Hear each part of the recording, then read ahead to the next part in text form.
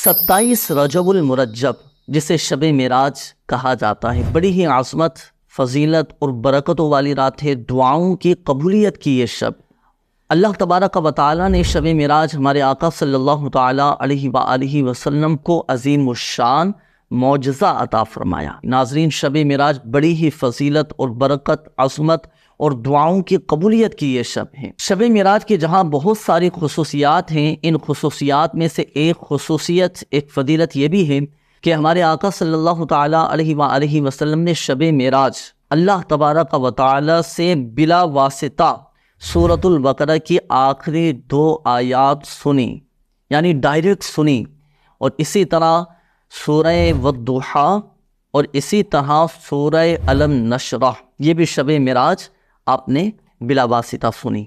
हदीस मुबारक में आपको सुनाऊं कि अल्लाह के रसूल सल्लल्लाहु तआला अलैहि वसल्लम ने फरमाया कि अल्लाह ताला ने ज़मीन व आसमान को पैदा करने से 2000 साल कबल एक किताब लिखी और फिर उसमें सूरतुल बकरा की आखिरी 2 आयतें नाजिल फरमाई। जिस घर में 3 रातें इन 2 आयतों को पढ़ा जाएगा, शैतान उस घर के करीब नहीं आएगा।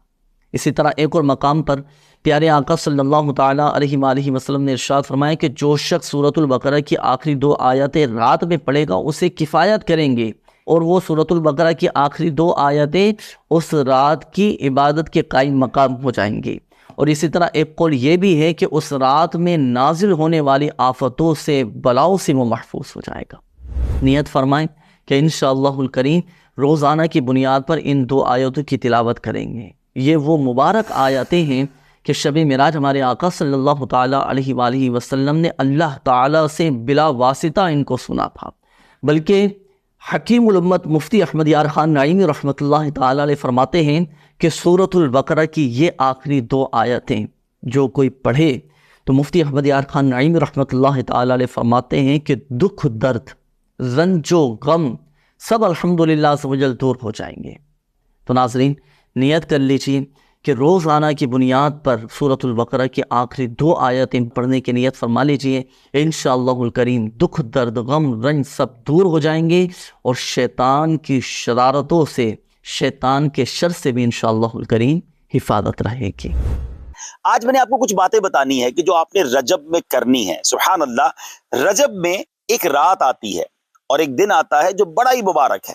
वो 27वीं रजब है, वो शबे मेराज है। वो रात इबादत में गुजारनी है और वो दिन रोजा रखना है। उसकी फजीलत क्या है?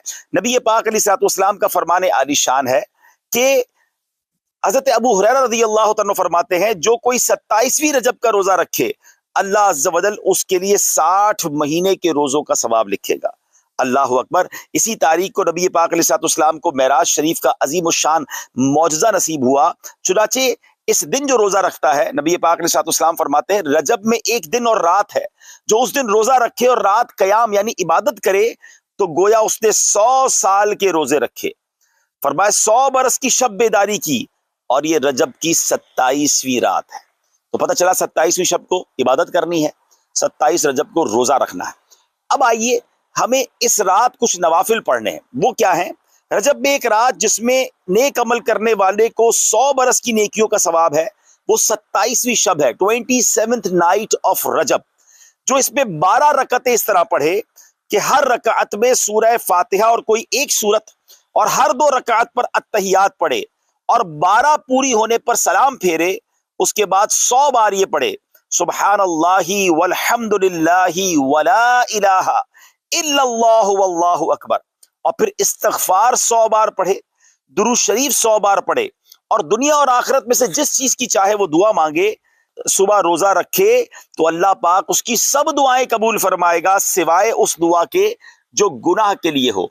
तो 27th नाइट 12 रकात नफल पढ़नी है और 12 पूरी होने पर सलाम फेरना है। ठीक है, एक साथ 12 रकात नफल पढ़नी है, और 100 बार क्या पढ़ना है?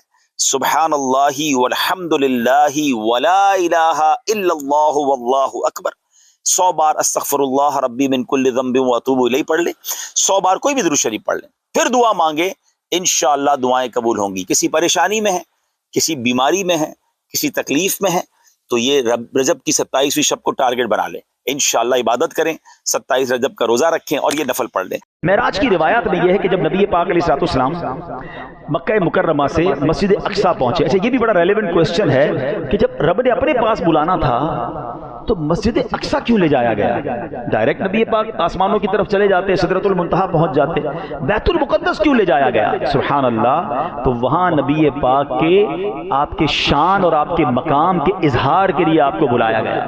کائنات کی سب سے عظیم جماعت، کائنات کی سب سے عظیم، یوں سمجھے کہ نبی پاک کو امامت عطا کرنی تھی. یہ کیسی نماز تھی، یہ کیسی جماعت تھی کہ سارے انبیاء مسجد اقصیٰ میں موجود ہیں اور صفے بنائے کھڑے ہیں، انتظار ہے امام کا. اور نبی پاک پہنچتے ہیں، جبریل امین نے نبی پاک کے ہاتھ مبارک کو پکڑا اور نبی پاک کو مصلی کی طرف بڑھا دیا. میرے آقا نے امامت فرمائی، صف بصف کھڑے ہیں انبیاء، مصطفیٰ امام ہو گئے. سبحان اللہ. یہ کیسی نماز تھی؟ سیدی اعلیٰ حضرت فرماتے ہیں نا کہ فرماتے ہیں نماز اقصیٰ میں تھا یہی سر. سر کہتے راز کو. کیا راز تھا؟ نماز اقصیٰ میں تھا یہی سر. عیاں ہو معنائے اول آخر، پتا چل جائے دنیا کو کہ کون اول ہے کون آخر ہے. دست بستہ پیچھے حاضر جو سلطنت آگے کر گئے تھے. یعنی بڑے بڑے انبیاء جو آپ سلطنت کر کے گئے، مگر میرے نبی کے پیچھے ہاتھ باندھے کھڑے ہیں. پوری دنیا کو یہ میسج دینا تھا کہ آپ امام الانبیاء ہیں، آپ خاتم الانبیاء ہیں، آپ کا جو مرتبہ ہے وہ کائنات میں کسی اور کا نہیں ہے. اور سبحان اللہ یہاں نبی پاک کو نماز کے بعد پیاس محسوس ہوئی. اب ذرا سمجھیے. تو اب جبریل امین نے 2 پیالے پیش کیے آپ کی بارگاہ میں. 2 پیالے پیش کیے گئے، ایک دودھ کا اور ایک پاکیزہ شراب کا، کہ دونوں میں سے کچھ بھی چوز کر لیں. تو پیارے آقا علیہ السلام نے دودھ کو قبول فرمایا. جبریل امین نے کیا کہا؟ الحمدللہ الذی ہداک الفطرۃ. تمام تعریفیں اللہ پاک کے لیے جس نے آپ کو فطرت یعنی نیچر کی طرف رہنمائی فرمائی. لو اخذت الخمر غوت امتک، اگر آپ شراب کا پیالہ قبول فرماتے تو آپ کی امت گمراہ ہو جاتی. اب یہ پاک نے دودھ کو سلیکٹ کیا. اب علماء نے اس میں بہت خوبصورت گفتگو لکھی ہے کہ سبحان اللہ ہم اس نبی کے امتی ہیں. پیارے آقا علیہ السلام نے امت پر کرم فرمایا، دودھ کا پیالہ قبول فرمایا اور امت کو گمراہی سے بچا لیا. اب ہمیں کیا سیکھنا ہے کہ یہ امت فطرت پر قائم رہنے والی امت ہے، لہٰذا ہم سب پر لازم ہے کہ ہم فطرت پر قائم رہیں. اب یہ فطرت کیا ہے؟ فطرت پر قائم رہنا کسے کہتے ہیں؟ آئیے ذرا اس کے بارے میں، اس کی امپورٹنس سنتے ہیں. قرآن مجید میں اللہ کا پاک ارشاد فرماتا ہے فطرۃ اللہ التی فطر الناس علیہا لا تبدیل لخلق اللہ ذالک الدین القیم ولکن اکثر الناس لا یعلمون. آسان ترجمہ قرآن کنز العرفان. یہ اللہ کی پیدا کی ہوئی فطرت ہے جس پر اس نے لوگوں کو پیدا کیا. اللہ کے بنائے ہوئے میں تبدیلی نہ کرنا، یہی سیدھا دین ہے، مگر بہت سے لوگ نہیں جانتے. پتا چلا کہ دین جو ہے نا ہمارا، یہ دین فطرت ہے، یہ نیچر سے ہٹ کے نہیں ہے. باقی سب نیچر سے ہٹ کے ادھر ادھر رائٹ لیفٹ چلے جاتے ہیں. اللہ کریم نے مجھے اور آپ کو دین فطرت عطا فرمایا ہے. سبحان اللہ. اب ذرا غور سے سنیے گا حدیث پاک. ما من مولود الا یولد علی الفطرہ. اللہ کے نبی فرماتے ہیں ہر بچہ فطرت پر ہی پیدا ہوتا ہے. آگے کیا فرمایا؟ فَأَبَوَاهُ يُهَوِّدَانِهِ أَوْ يُنَصِّرَانِهِ. یعنی اس کے ماں باپ ہوتے ہیں، اس کے پیرنٹس ہوتے ہیں جو اسے یہودی یا نصرانی بنا دیتے ہیں. ماں باپ کو دیکھ کر، رشتہ داروں کو دیکھ کر پھر وہ کوئی اور مذہب اختیار کرتا ہے.